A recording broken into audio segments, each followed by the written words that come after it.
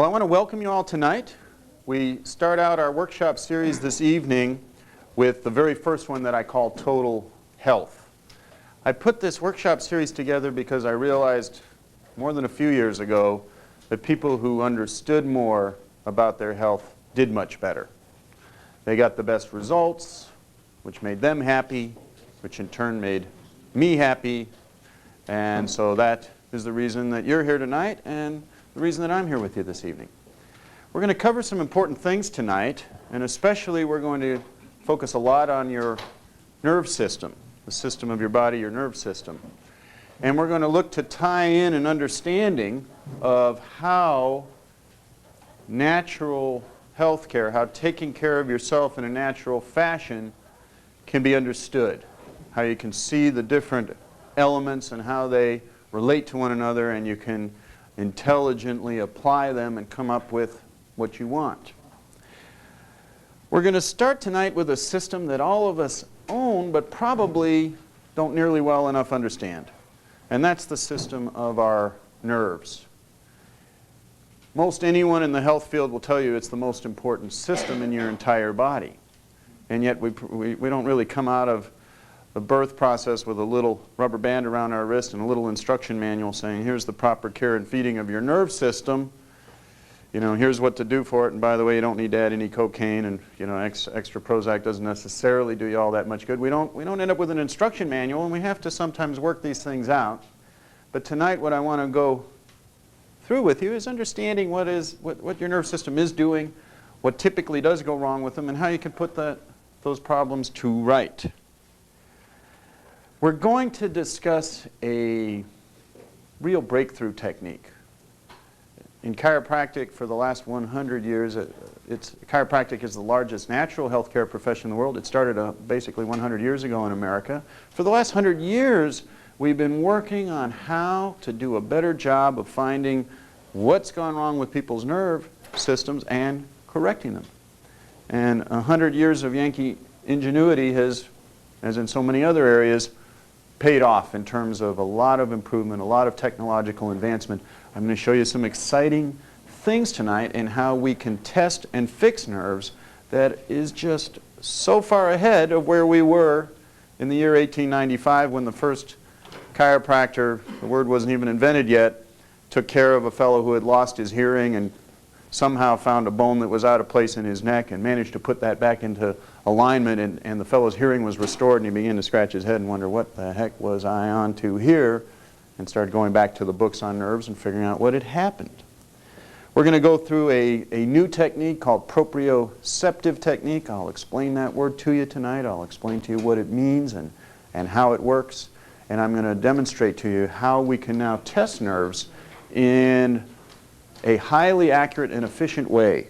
And that in turn will tell us what we need to fix, and it will tell us when we fix things, which is what you want in healthcare techniques. You want to know what's broken, what's really causing a problem, how to correct that problem, and to know that you've done the right thing. Very handy when you can get all of that in a technique. Something so rapid on finding things and fixing them that it's just way ahead of what most of us have ever run into in our lives. The senior system in our body is nerves. And what does it consist of? Well, you can start out with the central computing part of your nerve system. That's your brain sitting up there in your head. You know, in a single human body, we have 1 trillion living cells. It's a lot of zeros. Not 1,000, not 1,000,000, not 1 billion, but 1 trillion living cells makes up one body. 1 out of every 15 of those cells is a nerve cell, whose job it is to be the telephone lines and computer lines that are carrying information to and fro that enable 1 trillion living units to coordinate together to do the right job in the right way at the right time with very measured amount of accurate response. That's what our nerves are involved with. And it's no wonder that when that system begins to go awry, we really can run into some serious problems. You start out with the brain, which is central computing. You've got down here at the brain stem, the bottom portion, an area that controls a lot of what just keeps you alive. If you damage that area, things like breathing and heart function and digestion can be just waste it. You can kill a person by damaging that section of the brain. You've got another area here, very important, devoted to balance and control of activities and balance, coordination, very important area of the brain. And then you've got the huge area, the cerebral area of the brain that's devoted to a lot of very important things. Amongst them, nearly all of your voluntary muscle control for everything you want to move, nearly all of your decoding of information from your senses, so when you see something, you can make sense of the light that's hitting your eye. When you smell, hear, taste, or touch, all of that's decoded up here. So when you read the first sentence on the human nerve system in Gray's Anatomy, and it tells you that it is the job of the brain and nerve system to control and coordinate the function of every cell, organ, and tissue in the human body, and also to orient the individual to his environment, which is what it says in that very first sentence in Gray's Anatomy. That's what your nerve system is doing, controlling and coordinating all functions. Control and coordination of function in the human body. And function is very critical. I mean, it's one thing to have. You can go over to Forest Lawn cemeteries, you can find a lot of bodies. They aren't necessarily a picture of health because things have to be working. You better have your fingers be able to move when you want to move them. Your eyes have to be able to see when you look at a printed page. You want to kick something, your foot better move, your liver better be livering, your kidneys better be kidneying, and if things stop working, you've got problems. And when we talk about this nerve system of ours, it is the system that is known, acknowledged, scientifically proven to be the one running the show. An analogy would be this. Some of you work in organizations. I work in an organization. I think we have about 25 people working here. Communication is essential if we're going to get anything done. If the day comes that the intercom and the telephone system goes down, have we got problems? Major. What if we couldn't talk to each other? How are we going to coordinate the actions of 25 living human beings to get anything done in a systematic and effective way? And that's only 25. Our bodies are coordinating the living activities of 1 trillion living individual cells that all have to have coordinated activity. If your pancreas doesn't know to put out the right amount of digestive enzymes onto the type of food you just ate, well, that's a problem. And if the valve between your stomach and your food tube doesn't know when to close and when to stay open, that's a problem. And that and a few other million things are everything that is controlled by the human nerve system, because basically everything in your body is under that control. Is controlled by this electrical wiring system, by this computing system. A very weird thing about brains is this. They have the texture of gelled Jell-O. The hardest parts of them are only as hard as cooked spaghetti. What does that mean? That means if you had a brain, you could just squish it, smush it, destroy it. You could put your finger right through it. You wouldn't have to be strong. You could be a baby. You would be able to destroy a brain. It's housed in a vault. We call it the cranial vault or the skull. A solid bone fish bowl to house the thing that keeps you alive, that runs the show, is inside this bony protector for a reason. Otherwise, every time you bump into a wall at night, you'd be deceased. This saves us from being quite so fragile. Even so, brains can have a rough time. One of my patients, a friend of mine, unfortunately on Easter Day, his daughter lost control of the car turned over on the freeway, it went under a semi-truck, the semi-truck grabbed a hold of the car at freeway speed, it dragged it down the freeway, they had the jaws of life open the car, they had to slice all the metal, they had to pry him loose, they had to drill holes in his brain to let the pressure off, drip him on steroids. They didn't think he would live. He did live. He came out. He couldn't see. He couldn't walk. He was dizzy. Things didn't work. He had brain damage. They had tried to relieve all the pressure. Couldn't see a thing. Couldn't function. Couldn't move. Couldn't work. Family to raise. Kid to support.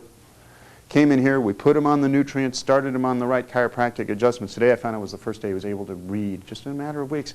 Not only, they didn't expect him to live, then they never expected him to see. Now his ophthalmologists are shocked that today he was reading a book. You can enhance the healing of even nerve system damage like that, brain damage, if you know what to do.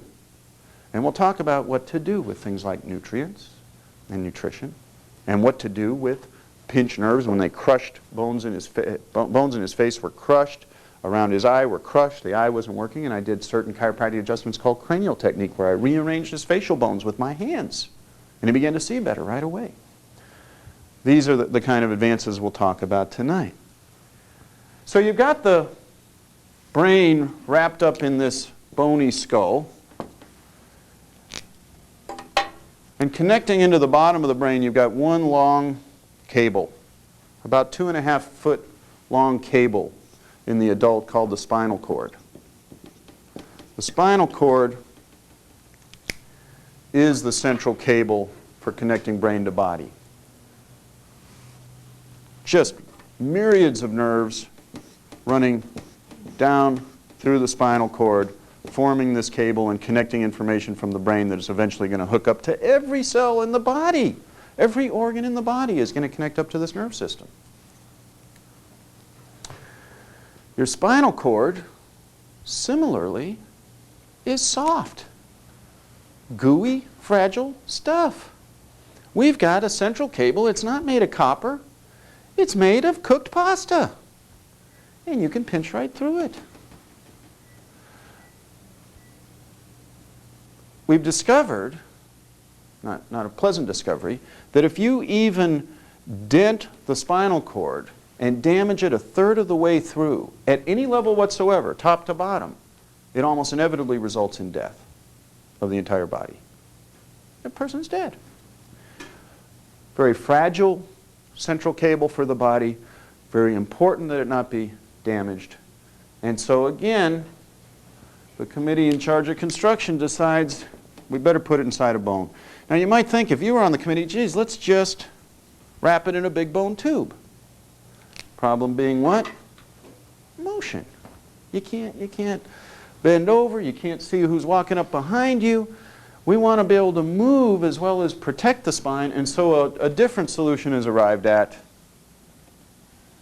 24 short bone tubes stacked up on top of each other form the bony protection around our central cable of life here, our spinal cord. 24 of these little guys we call vertebra form the spine. Here's a real set of them. You notice at the base of the skull there's a big hole. For what? Spinal cord. Plugs in here. That's where that long cable comes down and plugs into the base of your skull to get into your brain. 24 vertebrae. This is a real set, adult set. Each vertebra has a hole in it. For what? Spinal cord. Spinal cord lives in here. They all stack up. They form this tube, this telescope that I'm sighting down at you now. Even in the middle of your back, there's still that hole. Can you imagine that you've got this millions of sets of nerve signals traveling in this little tiny hole, and still there's even a little room for some membranes around it, some fluid just around it, and it's all fitting in there? I mean, that's the reason that the human nerve system still leaves Bill Gates and those guys in the dust. I mean, when they started with computers, they used to fill entire buildings to try to get up with a reasonable sized computer. Now we think we're great with these personal computers. This thing's great. The one we carry around, we're nowhere near that. This cable? I don't think with all the fancy new cabling they've got for the internet, they've come close to this one yet. This is pretty phenomenal, the amount of information that we carry on in these living nerves. The connection between the spinal cord and the body comes with these branches of nerves that branch out between every couple vertebra. One to the right, one to the left, one to the right, one to the left. And then these branches sub-branch and sub-branch until we finally get to the eventual, starting with these big broad cables and then narrower cables that contain so many fibers until eventually you get to the end where you've got a single fiber getting to wherever it's going, wherever they're branched to the end of your finger or into the inside of your liver or into your stomach or into a blood vessel that's in your leg or down to your toes. These nerves are going everywhere. There's billions of them in the human body, in one single body. The biggest problem that you run into with a lot of frequency is the fact that your brain can't stand a dent or pressure on it, your spinal cord can't stand a dent or pressure on it, and neither can these spinal nerves. These nerve branches, or nerve trunks as they're called, they can't stand pressure on them, but they get pressure on them not uncommonly because when two vertebrae line up, the little holes that allow the nerves to get out, let me show those to you. See, these are those real bones again. And you'll notice when two of them line up, they form a hole for the nerve to get inside. That's all great unless they misalign and start to change the position of those two halves that make up that hole. Boom. And they can do what? Crush a nerve, pinch a nerve. Somebody want to be a nerve volunteer? Any actors in the audience? So have you put your finger in the nerve hole there. That's great. How's that? Pressure. Yeah, well, he's not much of an actor. It's real. You could cut a finger off doing that. Keep the day job. So, you know,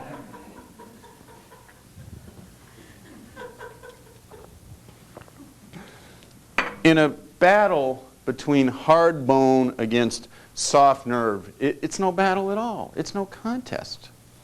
When one of these vertebrae, this little model is designed to show you what one of these pinched nerves is about. When one of these vertebrae misaligns with its neighbor and pinches and closes down that nerve opening and those two half holes are no longer lined up and now they're torqued, you've got a problem. You've got a pinched nerve. And what does that pinched nerve mean? Sometimes it's obvious. You go, well, I know. I feel this pain. But doctors are sometimes almost as confused as we are. Sometimes they're even more confused. And you go in and you say, I got this pain in my finger or in my wrist. And they're looking at your wrist and they're convinced it must be in your wrist. Maybe it is. You can't compress a nerve actually in the wrist. We've got another seminar coming up later in the series where we'll talk about how you can compress nerves and damage them in the shoulder, in the elbow, in the wrist. It's very easy to pinch them at the spine. And guess what happens if you pinch a nerve at the spine that goes to your wrist? What do you feel? Pain in the wrist. So the doctor can be looking. He can take out his scalpel. He can be cutting on that wrist. But if the problem is you pinched a wrist nerve or a finger nerve up in your neck, your brain is telling you finger or it's telling you wrist. But the pinch nerve can be right here. If you pinch a nerve in your low back that goes to your big toe, you say, my big toe hurts. And your doctor may even go and do inspections on your big toe and may not stop to realize that nerve, wherever it's pinched that goes to the big toe, is going to tell you got a problem in your big toe. And we're just glimmering on an understanding at this stage in our discussion of what these nerves are up to. The real breakthrough that I want to share with you tonight comes really through a lot of painstaking work and a few breakthroughs here and there, and then finally we get to where we stand today in terms of methodology to find out what's going on with nerves. Now what we're able to do is we know that nerves, for one of their jobs, one of their many jobs, is they control all the muscles of your body. Probably everybody at one level or another really knows that. If you want to move your arm and use your biceps muscle, how are you going to fire it without the nerve working? Will you? Yeah. No, it'll be paralyzed, right? And if the nerve's partially pinched or compressed and not working, what will it be? Weak, right? If it's not fully paralyzed, you're not just hanging limp there with that arm, but it will go weak if it's partially pinched. And so it is with every muscle in the body. They're all connected up to these 24 pairs of nerves. So one thing you could logically do, if you wanted to be the circuit board guy, you bring your television in for repair, and he's got his little tester, and he tests here, and he tests this circuit, and he tests this circuit and that transistor, and he finds out what's blown, right? If you want to be the circuit repair guy on the human body, you could pretty soon figure out that muscles could tell you a lot, because these muscles are all connected up to different nerves. How about someone I've never tested, just to come up and demonstrate some of this new technique? Is there anyone here that can come up here, and I'm just going to test some arm and leg nerves and show you some things that we know? Anyone in here I haven't tested? Most of you I know. Come on up. Doc, let me borrow you. Got a visiting medical doctor here this evening. Welcome. So let's have you lie on your back. I've never tested you before, but you lie face up.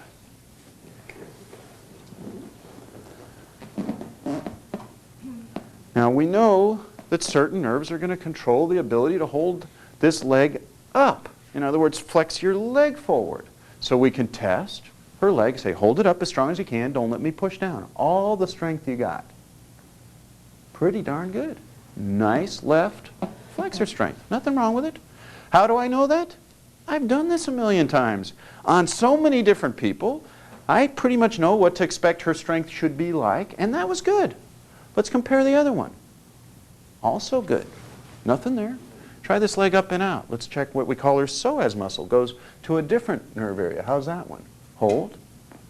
A little weaker. Nothing too bad yet. We haven't seen anything down here that looks bad. Hold. That one, a lot weaker. This one really begins to give way. One thing we know about her is, in this position, the leg's great, but when I put it in this position, only on her left leg, it's not. That is how this technique starts out. We just have to go through and start testing things. Don't let me pull out. Hold. And this tells me what's going on with certain nerves. When I pull the arm out, let's check it going down. Keep the elbow straight. Don't bend it for these tests. Good. Hold. Good. Now she came here mainly, I think, to learn, not because she was, horribly ill necessarily. So, and sure enough, we're not finding a myriad of things in these first tests. Hold strong. This is how we use this muscle testing technique to start out with, and then it gets much more refined from here. And turn over on your tummy, please. So far I'm running a handful of screening muscle tests, not doing every single one we would do on you when you're a new patient. Here we start to see which ones are strong and which ones aren't. Hold. Check her hamstring. Very important muscle for the low back. Compare it to the other side. Wow, this one is really good. Super strong. How's this one by comparison? Not quite as really good. So now we find on the right side we've got a problem in this hamstring muscle compared to that. They should be equal. Very mighty close. Hold this leg up in the air. We'll check another important muscle, the low back. It brings us up one more vertebral level than the one I just tested. Hold strong. Hold. That's the gluteus muscle. Again, it should be one of the strongest muscles in the body. Brilliant on her right side. And excellent on her left. But what do we see here? Not good on this one compared to that one.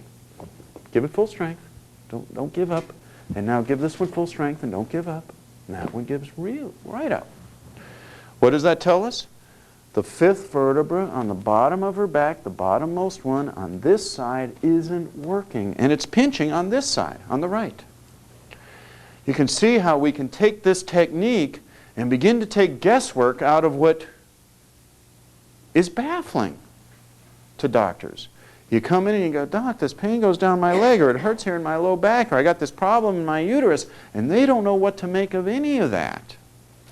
But before you're done tonight, you'll know how to make sense of the fact that if this vertebra isn't working, which is the bottommost vertebra of the spine, and it's pinching on her right side, you're going to know a lot about that before we're done this evening. And by my being able to do this kind of technique, our doctors here can run these tests, we're going to know what to fix. Awfully valuable. Awfully valuable to know that. Thanks, honey. Appreciate it. You can go back to your seat. The first idea I'd like to get across to you, and also let's use one of the most basic words in chiropractic that gets used a lot in the chiropractic profession and explain it to you. There's this word subluxation. Let me hear you say that one. Subluxation. Not normally used in any other communications very frequently other than medical and chiropractic communications. In chiropractic, this word, when we speak about the spine, is going to mean this. When a vertebra has twisted into a misalignment, it's not ripped out of place completely. If it were, you'd be dead. but it's twisted enough that it's narrowed that nerve opening and it's causing nerve pressure there. It's pinching a nerve. And now that's shutting down some of that nerve communication. And now where that nerve communication isn't getting through properly, all of it through this nerve, we have a failure for the functions that are controlled there to function properly. We now have malfunction. And certain things occur when you get spinal nerve compression, certain malfunctions. One thing we know is that it's very common to have muscle spasm at that level of that vertebra. So when I run my hands down the spine, I go boom, boom, boom, pretty normal. Wow, it's all tight right next to that vertebra. Person says, I didn't even know it hurt in there, doc, till you pushed on it. Why? Our bodies, I think, are real smart poker players. They're always trying to play the best with the hand that you are dealing it. They play some hands that, as doctors, you can't even figure out how some of these people are alive at all. And the human body is figuring out how to play this hand so cleverly. And it's trying to keep you from getting distracted and necessarily knowing everything you might even want to know. You know, and you go down, wow, I didn't know that was sore in there. You don't even know until you push. And it's different than other parts of your spine. You get muscle spasm and contraction. Every artery in the human body that carries blood is under the communication of nerves. Nerves are constantly telling your arteries whether they should be big and round or narrowed down and constricted and getting less blood flow. Why is that? To direct the economy of the use of energy moment to moment, your body has nerve control saying, well, let's send all your blood to your digestive tract. You just ate, pal. Oh, actually, you're running down the block. Let's send all your blood to your heart and your lungs and the muscles of your arms and legs so that you can get the heck out of Dodge. Your body determines where blood is going to go and not go. But what happens when you get a pinched nerve? A subluxation, where a vertebra misaligns and pinches a nerve. Typically what you find is reduced blood flow to the area that nerve serves. Well, what happens when that area that whole nerve serves isn't getting a normal amount of blood flow? You think it's going to do as well when it's chronically shut down? Of course not. It's not getting the groceries. It's not carrying away the waste. The tissue begins to break down. The organ that attaches to that nerve begins to slowly succumb and become weaker and weaker. And the doctor says, oh, well, I guess your liver isn't so hot, or your pancreas isn't so hot, or this organ isn't so hot. And we assume, well, we're getting older, or it's this, or it's that. And not realizing that if you pinch a nerve and cut off blood flow partially to an area, of course it begins to go downhill. What's a way we can measure that? And we do it in our office very frequently. You can measure temperature. Right and left sides of the body, matching points. All of a sudden you're measuring the right side, and the left side's 2 degrees colder, 3 degrees colder than the right. Or the right side's 2 degrees colder than the left.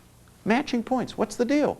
Pinched nerve on that one side, not on the other. It's often that way when these things misalign. Sometimes it'll pinch to both sides, but very commonly it pinches off to the one side. And then we find cold temperature studies on that. You know, we can track where all these nerves go. There's maps. We can just see, well, it's cold over here in Kansas on the right, but it's warm over here in Kansas on the left. It should be even, but what's happening? The blood flows are being altered.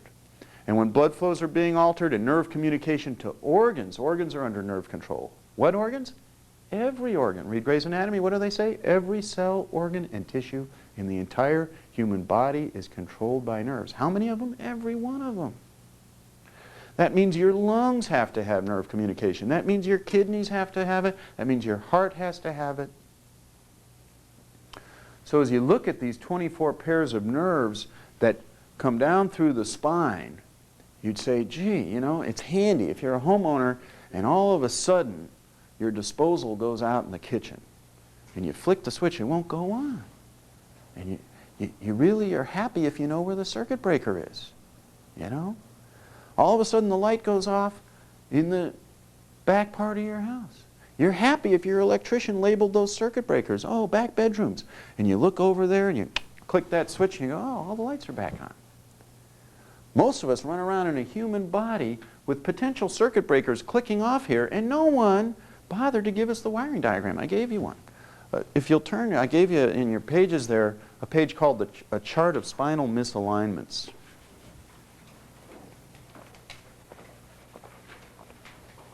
Find that one there?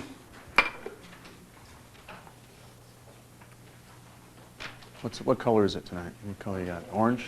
Got an orangish one. And what's that designed to do?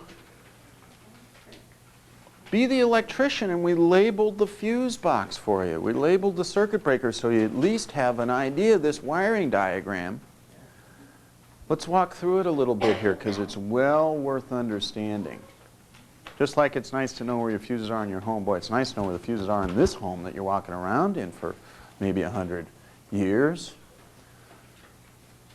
At the top of your spine, at the top of your neck, you've got the vertebra that control blood flows that go back up to the brain. And you'll see on the symptoms there, you got all kinds of brain-related symptoms, and the first one they should list are headaches and migraines. Because when you pinch the topmost vertebra in your neck, you have one of the primary causes of headaches. I can't tell you how many patients I've treated over the years, because it's literally in the thousands, who have come to me with incurable headaches. They're on all kinds of the most wonderful new dope that medicine has developed to cover up their pain, and no one can fix their pain. And you've got to take pressure off the top nerve of their spine, which opens up the arterial blood flow to their brain, so their brain doesn't go, quit starving me, I'm dying for lack of blood. Why? Pinched nerves shut off, shut down arterial blood flow. And you've got all other kinds of brain symptoms, some of which are listed there, where you've got weird effects to the brain and dizzinesses and so forth when you're not getting blood to the brain. You travel down to the second vertebra, and you've got, by the way, when we talk about headaches, let's just finalize a thought there.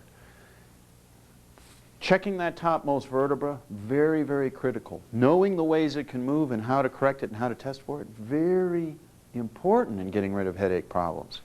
One other factor very important in headaches, and usually the two go together in bad headache cases, understanding the blood sugar system. Because the worst headache cases that we run into time and time again, we're talking hundreds and hundreds and hundreds of these cases walk into my office, and millions of them are buying all that dope that's for sale medically for headache medication. Come from the worst headache cases, typically come from pinched nerves at the top of the neck coupled with low adrenals and low blood sugar. And when those two things go together, you don't get enough blood to the brain, there's not enough fuel in the blood that was getting there, the brain just goes, I've got no gasoline to burn. And boy, can that hurt. That's where you get the bad migraine cases typically. And you cure them. I'm not talking about managing migraine headaches, which is the way one of our doctors was invited to a new medical symposium on how you manage migraine pain. That's what typically is done. I'm talking about curing it. I'm talking about getting rid of it for good, being done with it, fixing the top of the neck, getting the blood sugar straight. You come down to the second cervical vertebra. This group of 7 in the neck we call the cervicals. They're labeled on that chart, and there's 7 of them that make up the neck group from here down to here. Come down to the cervical number 2, you've got blood flows to the eyes. I've seen numerous cases of them. One of them was this fellow that I just told you about who got dragged under the semi-truck that they had to cut out with the jaws of life. What did I adjust on him? One of the very first things that was way out of whack was his second cervical vertebra. The first day I adjusted it, his vision began to start restoring. And his ophthalmologist began to become more baffled on why he was getting well so fast. They didn't expect him to be able to see and then return to work and do those things. It wasn't in the cards for him because he was blind. I had one of the most dramatic cases I'll never forget. I was referred a young girl, a schoolgirl came to me. I think she was 9 years old at the time. And she had been going progressively blind. First, her teachers had noticed that she couldn't see the board at school. And they said, gee, you talk to the parents, you better send her to an optometrist. Maybe the girl needs glasses. So they sent her to an optometrist to measure her eyes. He says, sure enough, she's not seeing clearly, but I'll tell you, glasses can't fix her. I can't put any lenses in front of her to correct her. I got to send her to an ophthalmologist. Something's wrong with her eyes.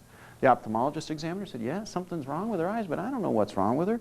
They sent her to the Jules Stein Eye Institute at UCLA, one of the most well-known, reputable eye facilities, I think, on planet Earth.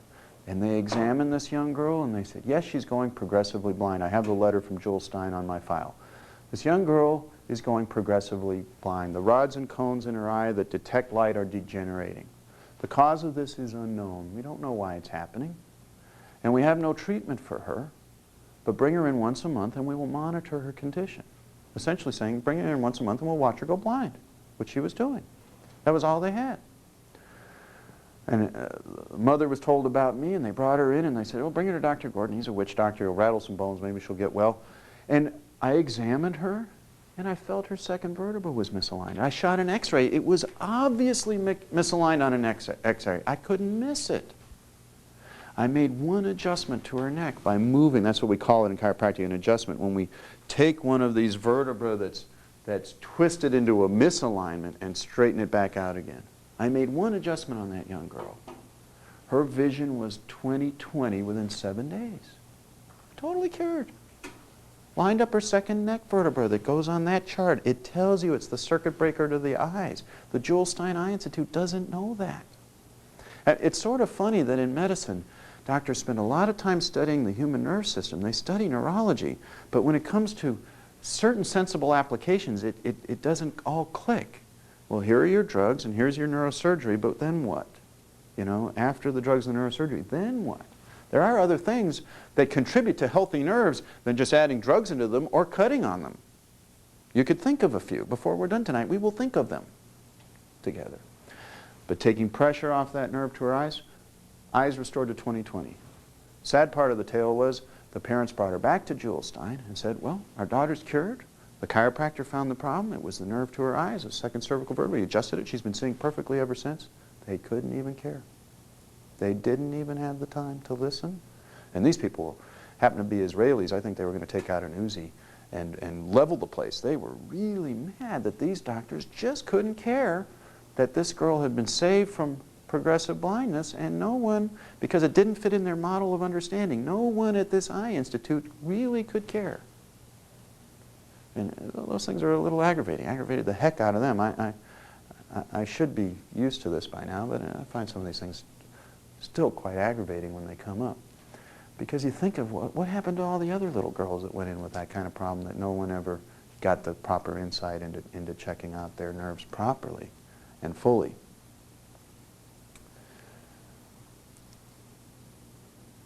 As you travel down the neck, you've got nerves that go to the throat. One of the most common areas to be damaged is this C5-6 level in the neck. Why? Well, your shoulders sort of bolster your upper back when you start to get into this next group. We'll talk about the thoracics. And then you got the weight of a bowling ball sitting up on top of your neck. And this is what the spine looks like. When it's finally assembled, this is a spinal system. 24 vertebrae all stacked up on top of each other, a little disc pad spacer between each of them. They all allow for a little bit of motion, not too much between each one and its neighbor before you pinch a nerve, but when you add it up from top to bottom, you can twist and bend and do all the things you do by adding up little bits of motion on 24 different vertebrae, all moving a little bit between themselves and their neighbors. That's your spine. Then you got your head stacked up on top of this. Well, when you get into driving a car and then you or somebody else slams into your car at 20 miles or 30 miles an hour, you got this bowling ball here and it goes boom, boom, real fast. Milliseconds is how fast. Boom, boom. The weight of that bowling ball flashes forward on this little 1-inch neck and then back. And when it does, it can tear ligaments, misalign vertebra. Some people think whiplashes are just a myth. And some people have, tried to milk the system. But boy, if you've ever had a real whiplash, you know this is no myth. And probably most of us who live in modern life eventually do get whiplashed. Somehow in our lives where our necks get thrown forward and back suddenly, and typically we'll tear down at C5 and C6.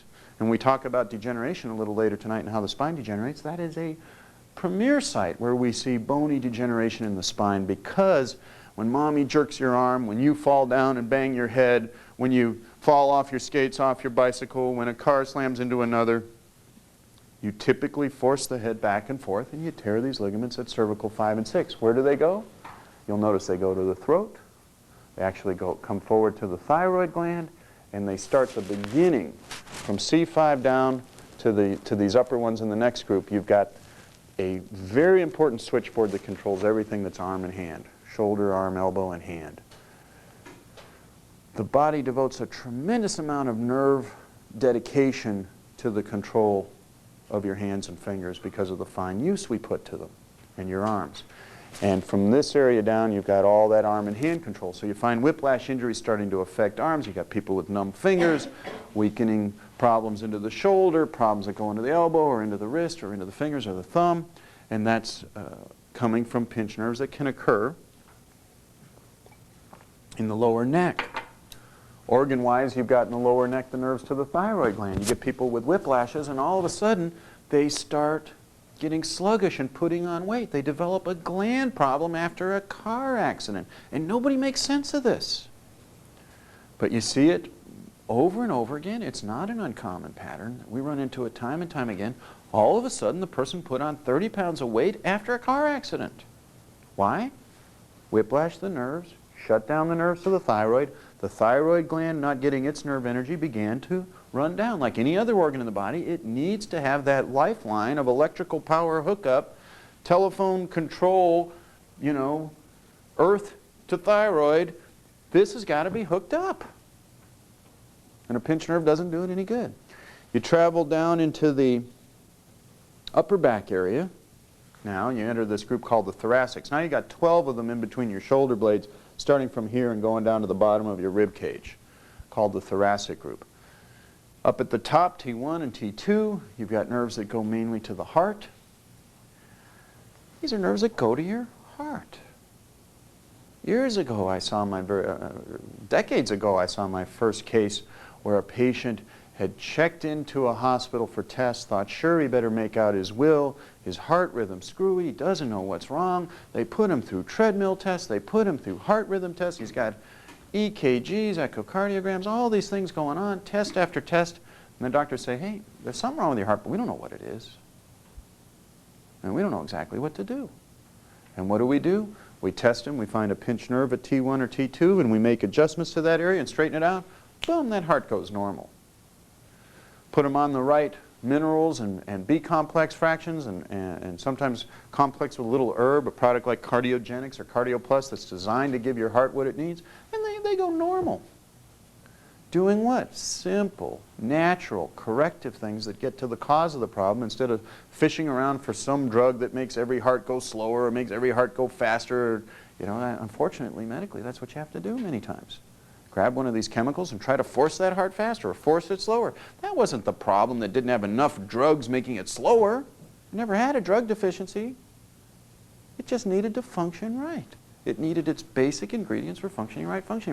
Electrical control, correct nutrition, two basic things you need to function right. You travel down farther, you've got T3, the third vertebra that goes to the lungs.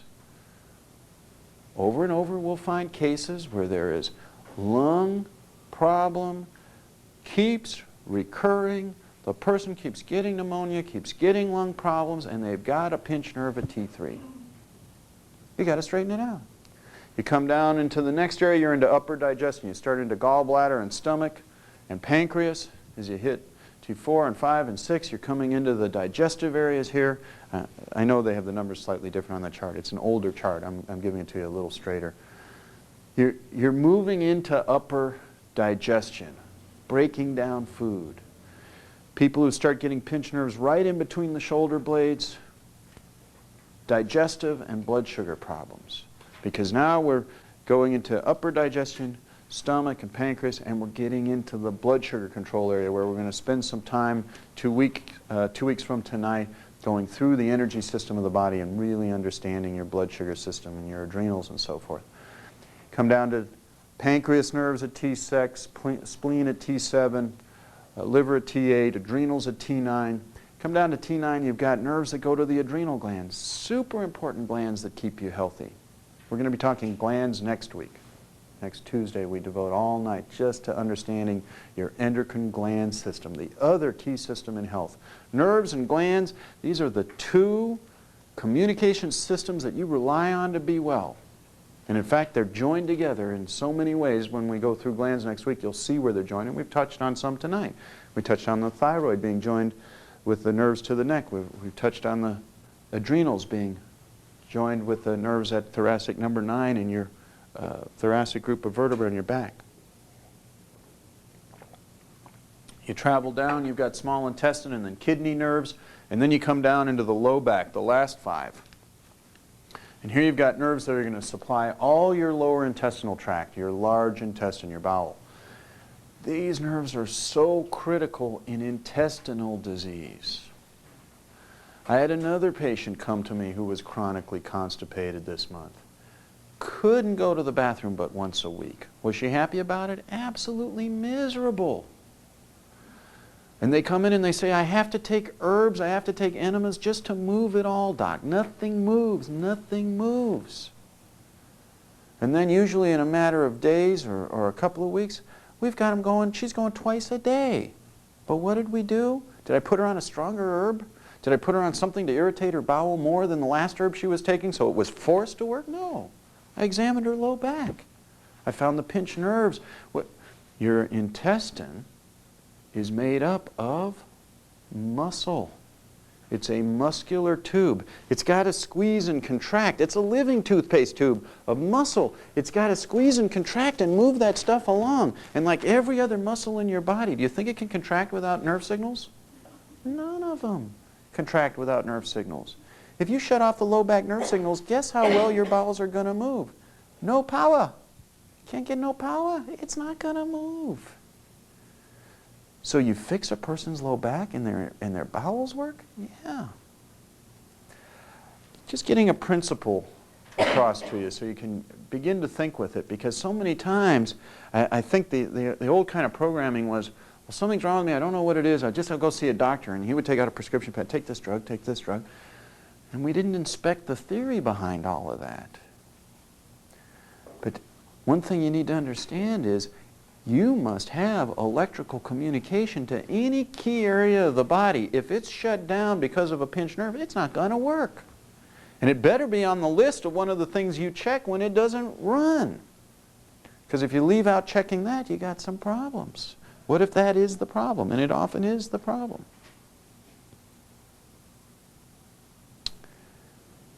Now, this nerve system of ours isn't a one-way system. We've talked about it tonight as if it's almost one way. Oh, it could pinch the information that was going out to your arteries controlling blood. It could pinch the information that was going out to your pancreas, telling your pancreas what to do. It could pinch the information going down to your leg, telling your leg how to move. But nerves aren't just one way. It's a phone line. It's two-way. There's information coming back along nerves, sending information back to central control saying, here's what's going on. And then there's information going along the parallel nerves to that saying, okay, now do this. Okay, now here's what's happening, boss. Okay, now do this. Constant two-way signaling. That's interesting, but it's also important.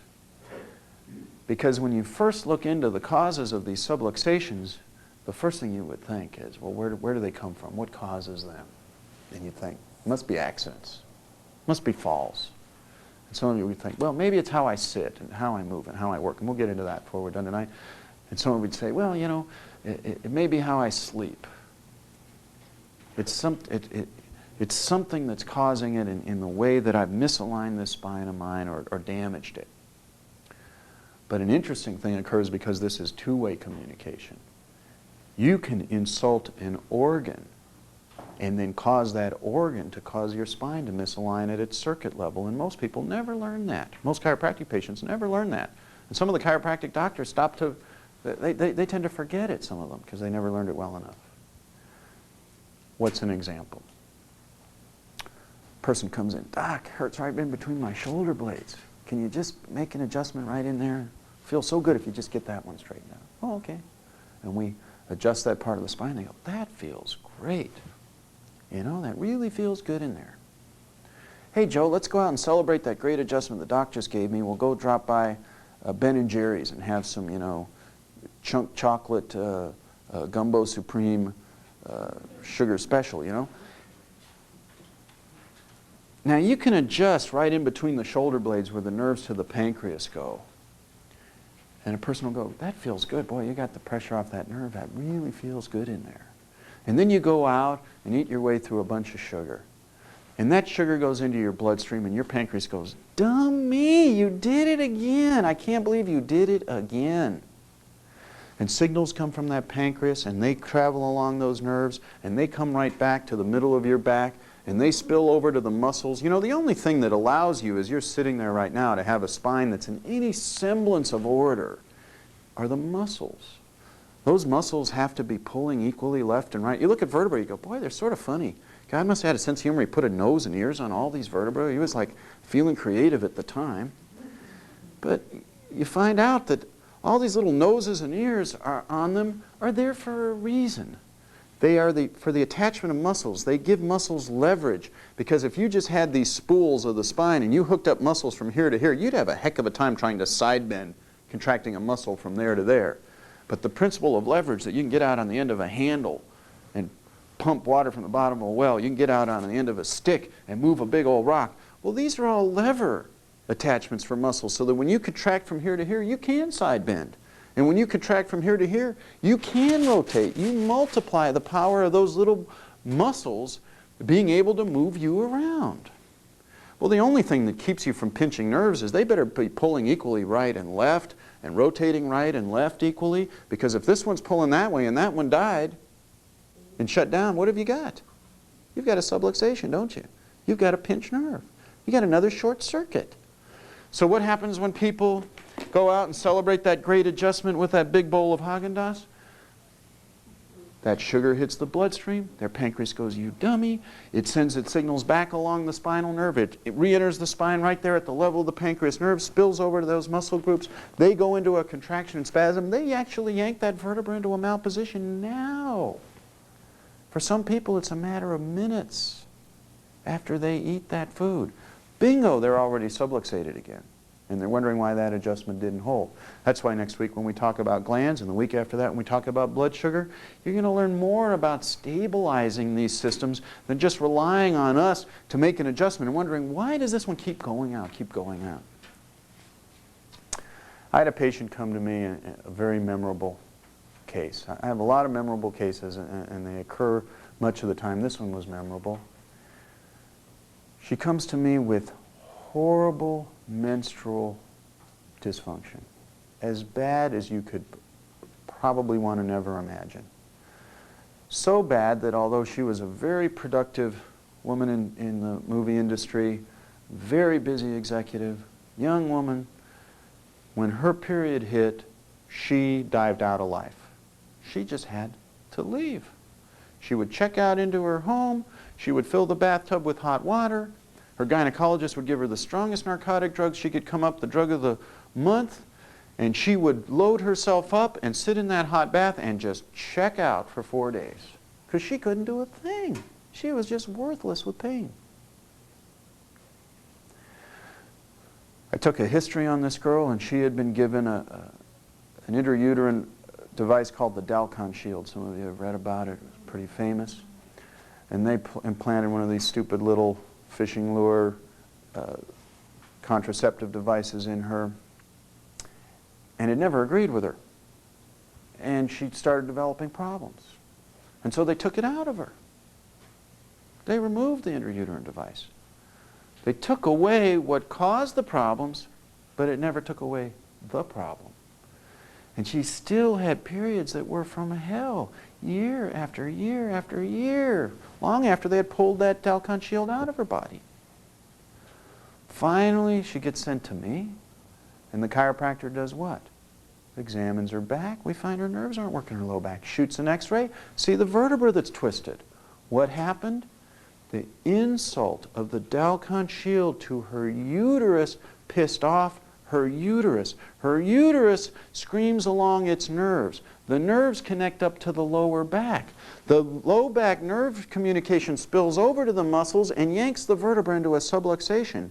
They pulled out the Dalcon Shield, but they never pulled out the pinched nerve that resulted from it, till she got to me. I adjusted her back. I said, we're going to straighten out this low back of yours. She came up to her first period. She says, Doc, you know, I've got to take, and she recited some new drug I hadn't even heard of. I had to look it up. It was some super strong. I got to take this narcotic. I got to go jump in the bath. Told me the whole story. And I had this long negotiation with her. You know, it was like, well, how about this? You've got my permission to take the drug, but you just call me when you know you need it, and I'll just say, sure. No. We went back and forth. Finally, okay, I'll do it. She never took the drug that time. She never took the drug again. She never had pain again. She didn't have to have that problem again because we took away the pinched nerve that was screwing up her uterus for year after year after year. You can go on and on. In any way you can insult an organ, whether you insult your kidneys biochemically, your lungs with smoke, chemicals. I had one patient come to me, she had a chronically subluxated third thoracic vertebra. You look on your chart, it goes to your lungs. It's a lung vertebra. Doc, it hurts up here. And I'd adjust that vertebra and she'd feel better. But this old broad wasn't going to give up her smoking. No way was she going to give up 2 packs a day. She'd been doing it all her life and it wasn't going to quit now. Nobody, no way was going to get her to quit. And I said, look at the chart. I said, look, this is the vertebra that's troubling you. Here's your 2 packs a day. It goes to your lungs. This is how the nerve system works. Let's get real here. Wasn't up for negotiation. This one had a tragic ending. She left my care. 2 years later, I found out she was dead. What did she die of? Cancer. Of what? The bone. Where? T3. What happens? If you screw up energy to an area, it is the area that's typically going to develop malfunctions. Was it a coincidence? You couldn't convince me there was any coincidence there. Of course not. It was totally non-coincidental. It was absolutely caused by the smoking, causing the lung problem causing the subluxation of the vertebra not ever really being able to return to normal because it was constantly under nerve irritation, and eventually that became the site of her cancer, the primary site where it all started, and then killed her.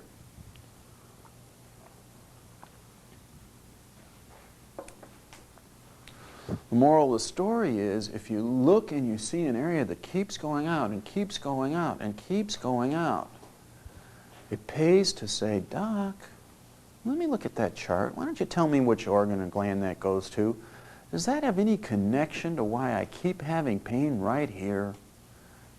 Because you got to sometimes search and say, well, what is it that the person is doing over and over to that particular circuit board that's causing this thing to subluxate and resubluxate and resubluxate, and why can't we get correction there?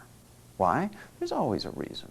I really don't believe there's anything that doesn't have a reason. Sometimes we can't find them. But there is a reason, and most of the time we can.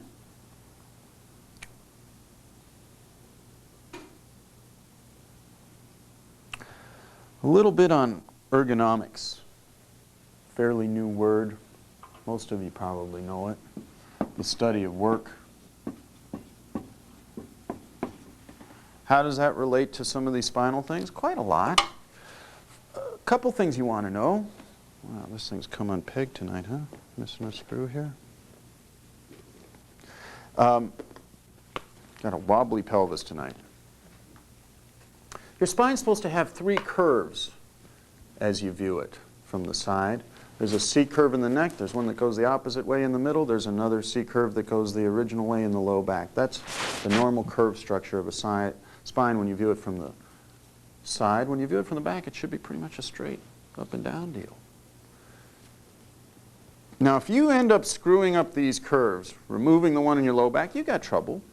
Losing the one in your neck from torn ligaments and injuries and whiplashes, you got trouble. Screwing up the one in your mid-back or causing twists and turns and that, you got trouble. How does that relate to how people work? It does. You're going to sit on the phone all day like this, holding the phone to your ear? Do that 5, 6, 7 hours a day? What do you think you'll do to your neck? Well, I'll tell you what you'll do. There's a law everybody knows to some degree of the human body, which is when you use a muscle over and over again, it gets bigger. And when you don't use a muscle at all, it shrinks and atrophies. Everybody to some degree knows about that one. Most people don't know that the human body has a pretty clever wiring diagram that works like this. Anytime you fire one muscle, the opposing one that's on the opposite side is automatically inhibited or shut down. The circuits are already preset to do that. Other than that, you try to bend your arm and you'd be ratcheting against the muscle playing against you. So every time you fire this one, automatically that one's turned off. And every time you fire that one, this one's turned off. Guess what happens when you fire this one all the time? That one's turned off. Guess what? This one grows. That one shrinks. And since they're all attached to vertebrae, guess what happens when we shoot an X-ray? The whole thing's twisted off to one side and pinching the nerves. And the guy wonders why he's going numb. Why he wakes up in the middle of the night, his fingers are numb. His hands are in trouble. Get a headset. Don't put that phone to your ear all day. You got people that are working over computers, they're hunched over their drawing boards. You got people with instruments, they got straps around their neck, they're doing weird things, they're violinists, they got their necks all kinked. What do you think is more unnatural than being a violinist? My dad's a violinist. That's an unnatural thing. How many of them develop neck problems? Probably nearly every one. It goes with the territory. But to the degree that you can look at how you work, how you move, how you sit, how you sleep, and work with these curves and angles so that they're doing what they should do, you do yourself a big favor. What you do over and over and over again that messes with them doesn't do you any good. It can make a mess of you. Lifting. One of the dumbest things you can do in your whole life is lift once incorrectly and blow out a disc. Oh, you will not be happy for having done that. I can just guarantee you that one. And you wonder why I don't go and lift patients around here. And I'm a reasonably strong guy. I bench pressed 10 sets at 225, 3 sets at 10 each, 225 pounds the other day. I don't lift patients here. I've watched too many of my colleagues herniate their discs when somebody collapsed in their arms. But you want to go move a refrigerator, you want to move a desk, you want to move a piece of furniture, you better make sure you can manage it, that you can manage the weight, that you can manage the size and the shape of that load, that you're going to do it with your legs, that you're going to lift with your legs with your spine straight. Because you go over and bend over from the waist, you can do a number on yourself. You will never live to live it down, I can tell you that one. I'd like to say it doesn't even, you don't even have to be bending. I was lifting a child down from a horse when I was 12. That's how I got that hernia, and I couldn't digest food for well, sometimes you can even have, and when we go through this workshop series and we talk about strength of tissue and so forth, you can have a person that has certain tissues that are already predisposed to tearing up. Things like your diet can determine whether you're going to be able to lift a kid off a horse. And don't expect your normal medical doctor to understand this too well and be able to, the average MD, to be able to delineate the importance of this to you. He probably won't, because he doesn't believe in it himself. Most doctors are woefully still ignorant of the field of nutrition. So he's not going to be the guy explaining it to you. Sleep. Let's mention some stuff about sleep while we're doing a little spinal boot camp here. Some people screw up their spines at night. You wonder why they wake up worse in the morning. Let me tell you, you normally do not wake up in worse pain in the morning. Most conditions are going to feel better after you got a good night's sleep. But if you wake up worse in the morning, one of the first things we're going to ask you is, how do you sleep? What mattress are you on? What pillow are you on? What position do you sleep in? If you sleep on your stomach most of the time with your head turned like this, guess how good your spine's going to be after doing that for 20 years? Forget it. You may as well be on the phone all night, holding the phone like this. You'll be just as well off.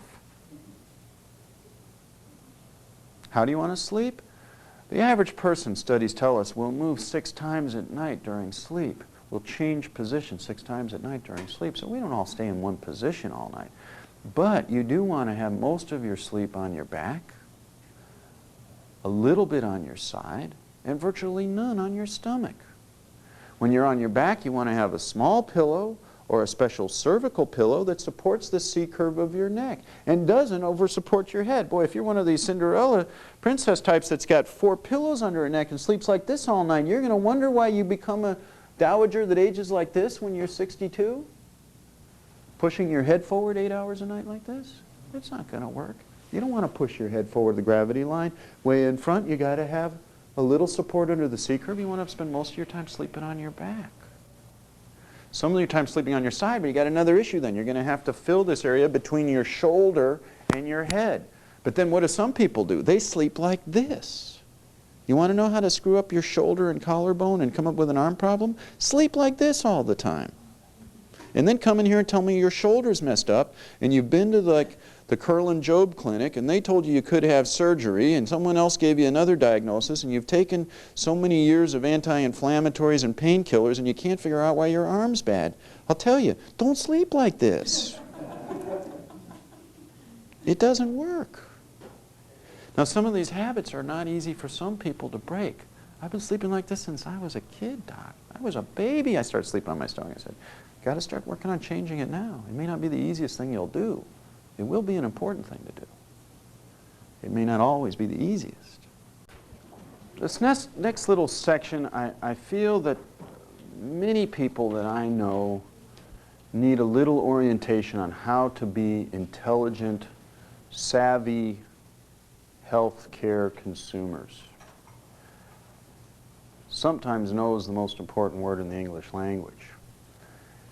And I think that it pays to put medical practice, and I know we have a couple medical doctors in our audience here tonight joining us, medical practice under enough scrutiny to understand some of the areas where it shines and some of the areas where it doesn't,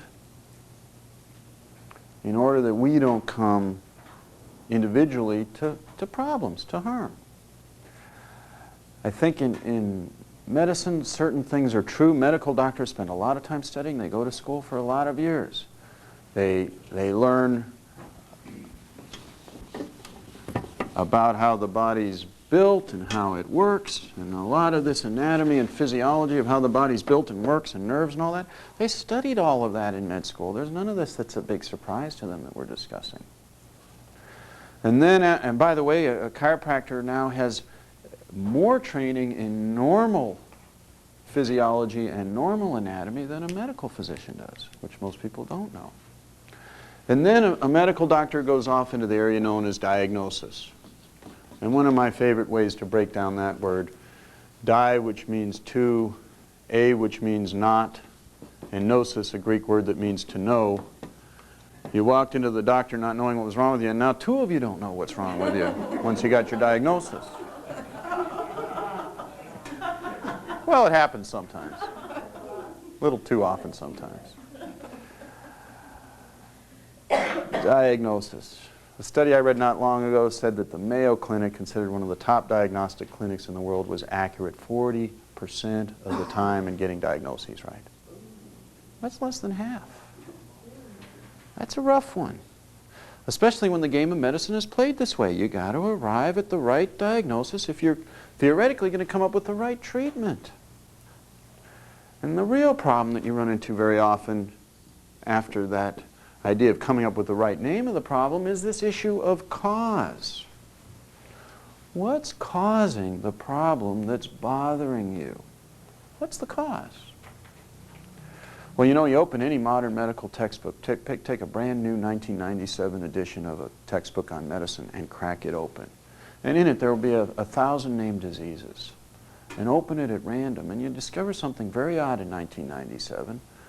50% of the diseases in that most modern medical textbook all have the same cause.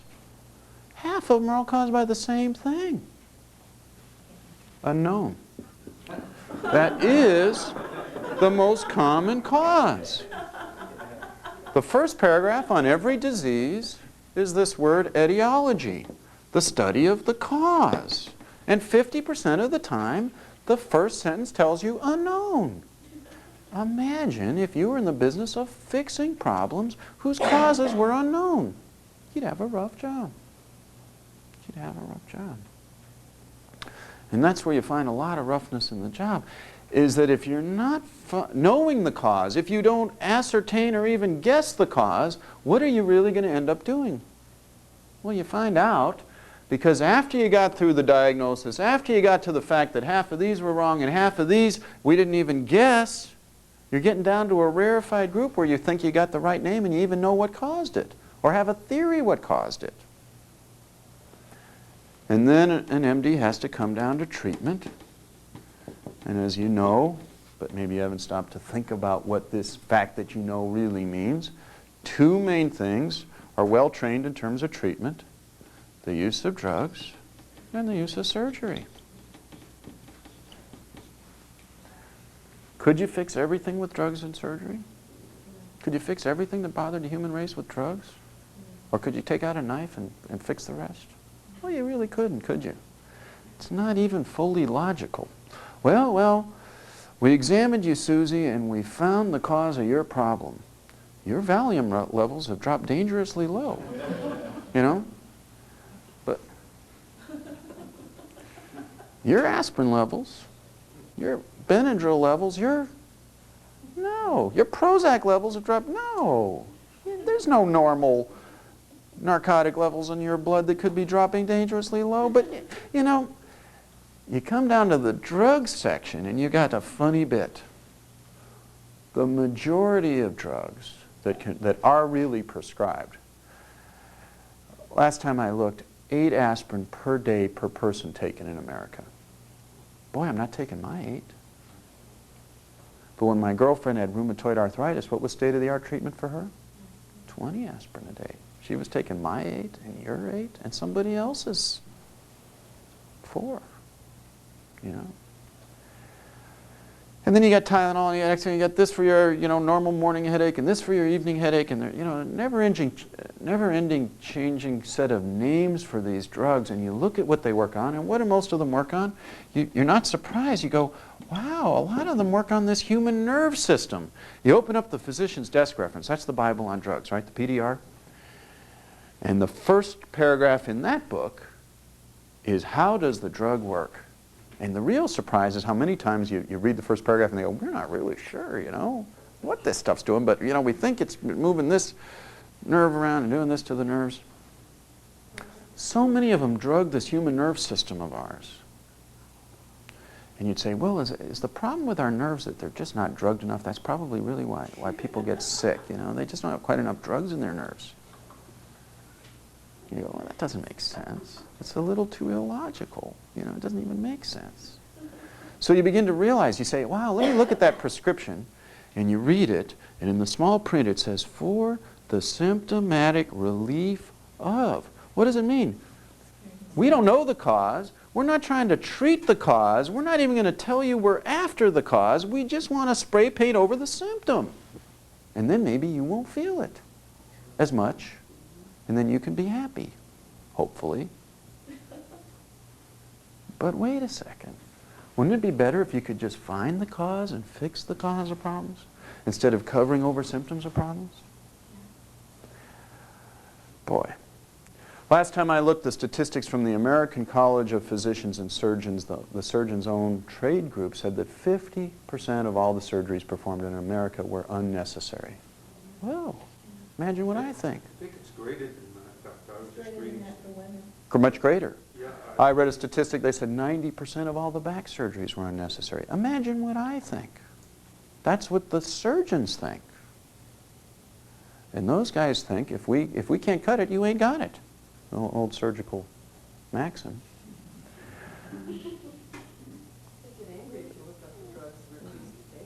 Yeah. And I think really, if you want a practical law, the law should be everybody who gets prescribed a drug should in plain language understand what it says in that physician's desk reference. Because what does it say? How the drug works. So a lot of times we don't know. What we use the drug for lists some things. And then what does the next column, the next column, the next column, the next column, the next column, and the next column say? Warnings, precautions, side effects, adverse reactions, toxic. Are most of these drugs really good for you? Well, if they're really good for you, if you give them to a healthy person, does it make them healthier? No. So I think you can often score the game of health on a little bit of a reverse scorecard. It's almost like golf. Fewer strokes.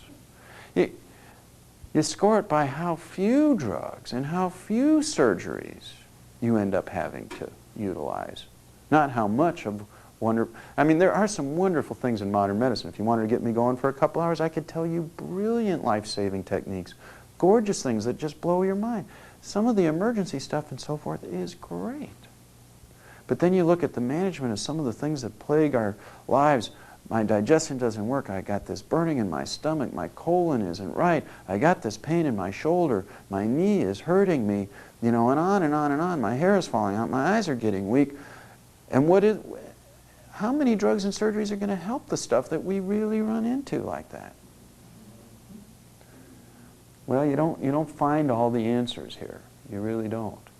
And this issue of cause is a very big part of it. And then when you come down to treatment, you got to realize, in general, when is medicine going to be good for you? When drugs and surgery are going to be the right answer. When allopathic standard medicine based around drugs and surgery are going to be helpful to you. When is it going to be helpful to you? When drugs and surgery are going to be helpful to you. When isn't it? When those aren't going to be the best solutions for your problem. And then you've got to realize that the typical dyed-in-the-wool allopathic medical physician may not have that answer to your problem because he's not trained to. It's not what he was trained to do. And that's what a lot of us have come to realize, but you got to bring it down to simplicities. Cause is a very important simplicity that you got to investigate. I always teach in this workshop 5 basic factors of health that are very basic causes of problems, very basic causes of solutions when you look at the flip side of them.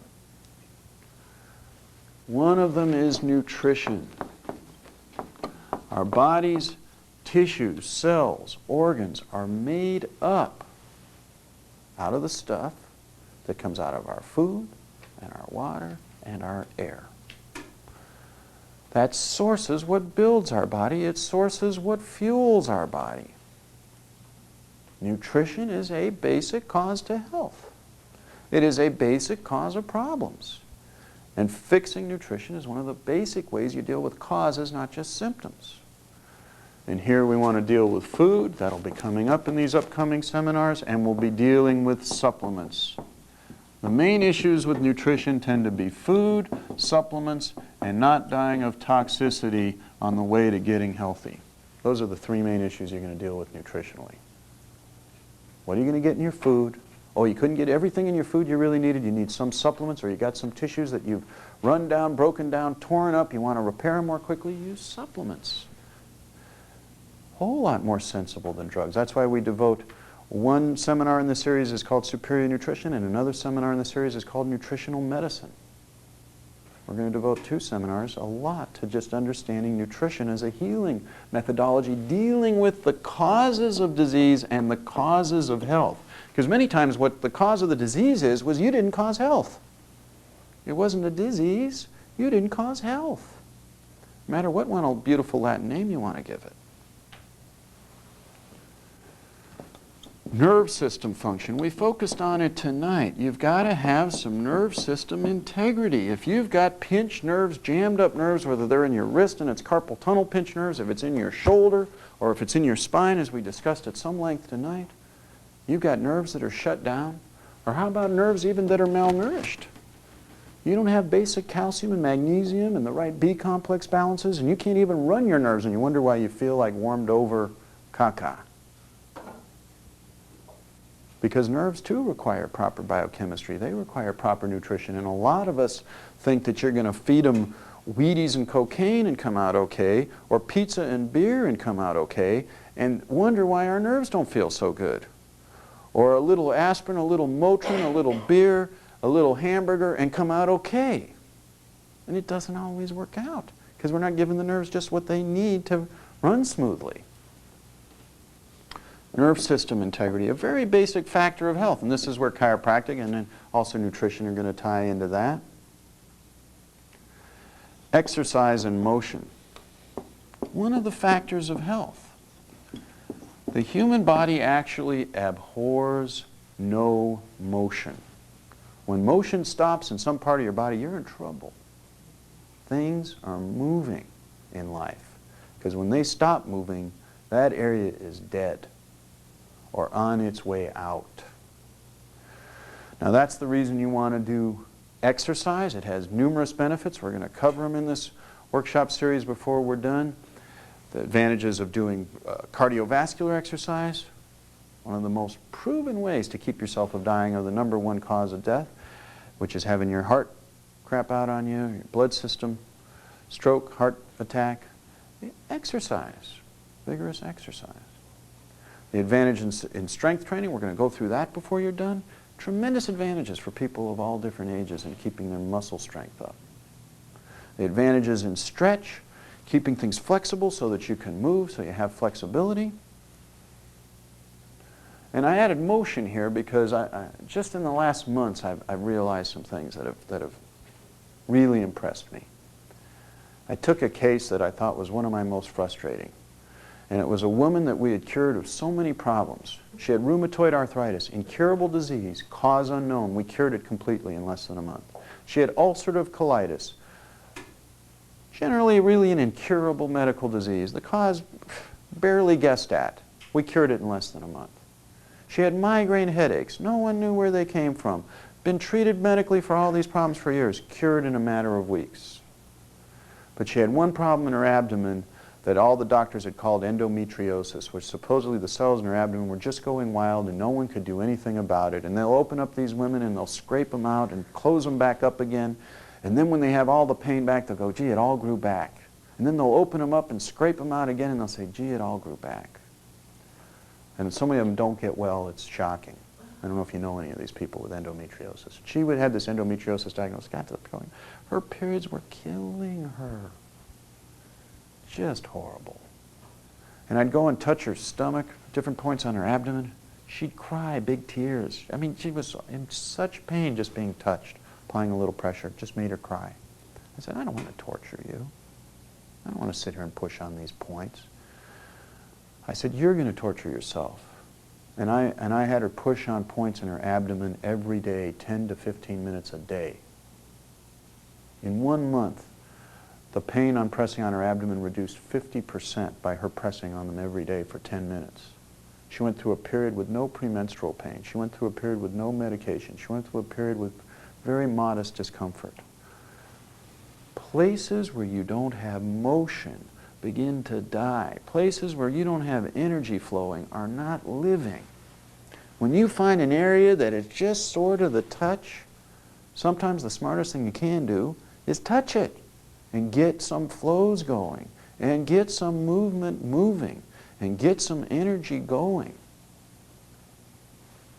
That's where exercise fits in. You know, on the top 10 causes of death is checking into a hospital for one thing and being wheeled out dead for something altogether different. Yeah, but what happens to you in a hospital? Well, we drop this needle in your arm, we drip you on a little Valium for good news, we got you on this and that, and you lay there staked down to the bed and you don't move. And what happens when you don't move? Well, one thing you know is this lymphatic system of yours, this little set of tubes and one-way valves and tubes and one-way valves and nodes, the little reservoirs and tubes and one-way valves. This underground trash removal sewage system of the human body that we call the lymph system isn't pumped by a heart. It's pumped by muscle movement. You have to move your muscles for your lymph to move. When you're lying there on a bed staked down to intravenous drips of this and that and no one moves in you and they change your bedpan, what are you doing to this lymph system when you don't move your muscles? It's not moving. What's happening to all this drainage of gunk and waste that should be moving through your body? It's going nowhere. And you wonder why people die of bacterial infections that check into hospitals. I think one of the reasons, besides the fact that antibiotics have bred new resistant strains of bacteria that antibiotics can't kill, is that people that are stopped from moving, doped up and staked down on beds, they're crippling their immune systems.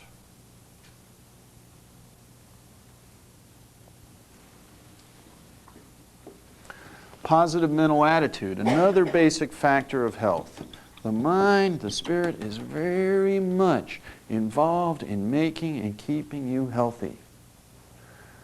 And it's true that probably every one of us at some time or another in life is not always going to be a happy, joyful soul. The day the dog dies, that's not always a great moment. The day someone runs into your car, that's not the most fun thing. Somebody stole your TV set, you're not going to be like, oh boy. There are times when you get mad, there are times when you're sad, there are times when you're excited, there are times when you're thrilled. But you get a person that's stuck in one of these lower emotional tones where they're always in grief, or they're always angry, or they're always sad, and they make themselves sick. They really do psychosomatically make themselves ill. And you want to get your philosophy and your life and your head on straight because it is a primary factor to having good health. These 5 primary factors are the primary factors to creating health. Sleep. You got to sleep at night. You got to get enough sleep. How much is enough for you? What's enough for you? That's how much. I don't really think you need a sleepologist to know that. Your body rebalances at night. It repairs at night. It keeps its nerve system stressed from getting out of control by resting at night. If you can't sleep or won't allow yourself to sleep because you got to hold 2 jobs and get your kid to daycare and blah, blah, blah, and there's no time to sleep, or you just can't sleep, you got to fix that. Now, these 5 factors of health, as we call them, nutrition and food and supplements and so forth, the nerve system, integrity, chiropractic and nerve function, exercise and movement, positive mental attitude, sleep, these 5 factors of health are interrelated. I like to think of them like the combination locks on a briefcase. You don't get to dial 2 out of 3 of the numbers right and your briefcase will click open. And you don't get to dial some of these factors of health in and get really good health and let the other one just rot. It doesn't work out. Not over the long haul. They interrelate so that when you screw up one of them badly enough, it's not too long before it starts to screw up another and that another.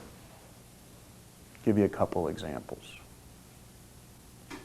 Well, if your nutrition's all screwy, how good is your positive mental attitude typically? When your blood sugar's going up and down and you're feeling depressed, it's no good.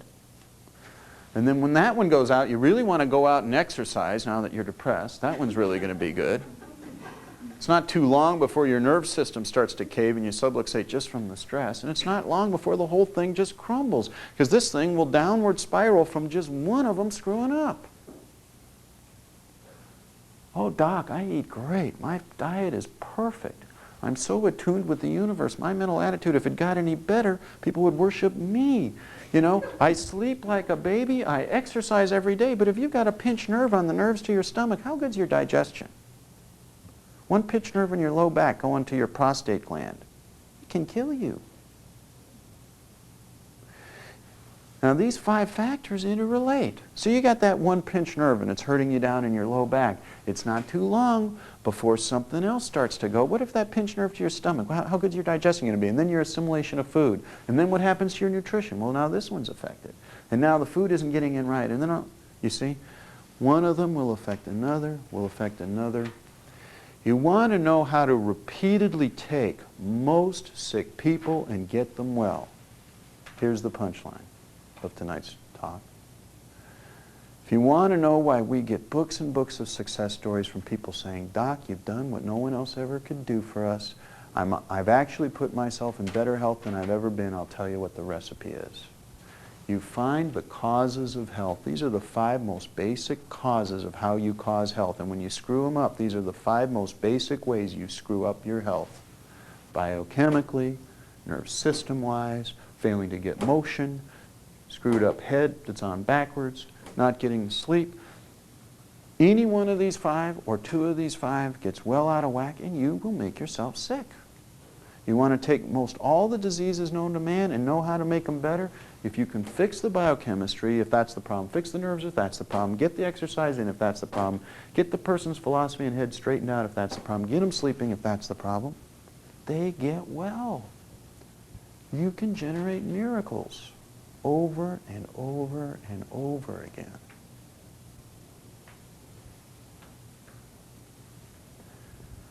Now, as we go through this seminar series, I think we've got about 7 more coming up, 6 more in the main Tuesday series, and we got a couple special ones for, you know, musicians' hands and for vocalists and this and that are outside of the main series group.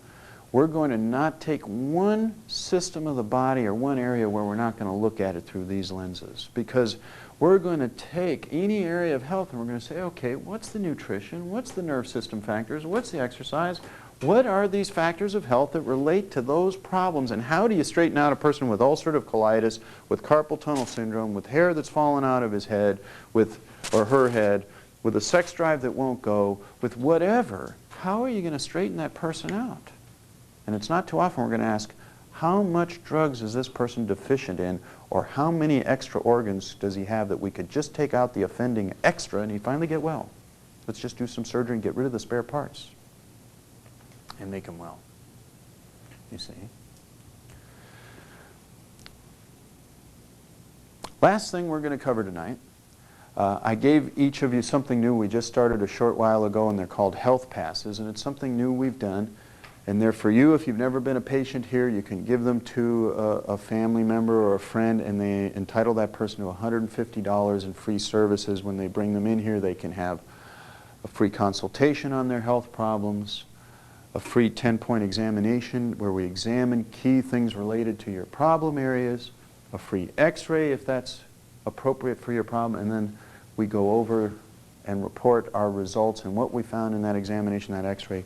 Can you be helped here? Is this something that we think we can help out? If so, answer any questions, you know, blah, blah, blah. Does your insurance cover, you know, what does it cost? Da, da, da, da.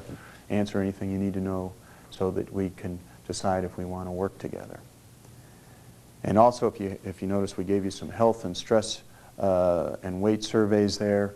If you have not filled out one of those, be very kind, appreciated if you would fill one out and turn that in to Leslie. If any of you have never been patients here and want to make a health pass appointment, you can do that with Leslie. She's at the back. I put on these seminars every Tuesday, not because I just like to stay out at night Tuesday night, but because I feel this is actually the most important thing I do here. You know, some patients come through here and they're just, do me, doc. You know, you just do me. I don't need to know anything. I trust you. You know what you're doing. Just do me, you know. But health is an inside job. It really is.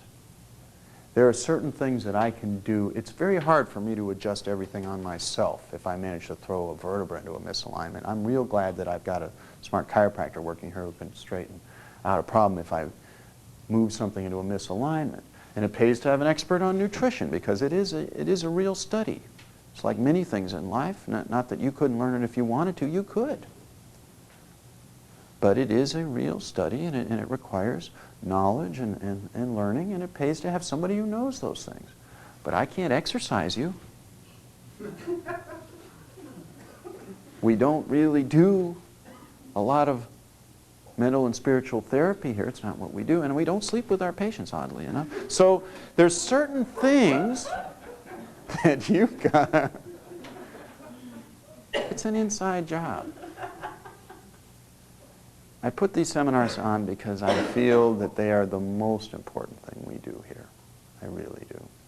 Because I feel when you have control, when you're in the driver's seat, when you understand how to take care of yourself and run your own health, then you really got what you need. And then you know when to bring in a professional to help you organize some of these things and get them where they need to be. And that's certainly a wise thing to do at times. Can be a very wise thing to do, I found. Hope you had fun tonight. I sure had a great time. I'd like to call it into the first time.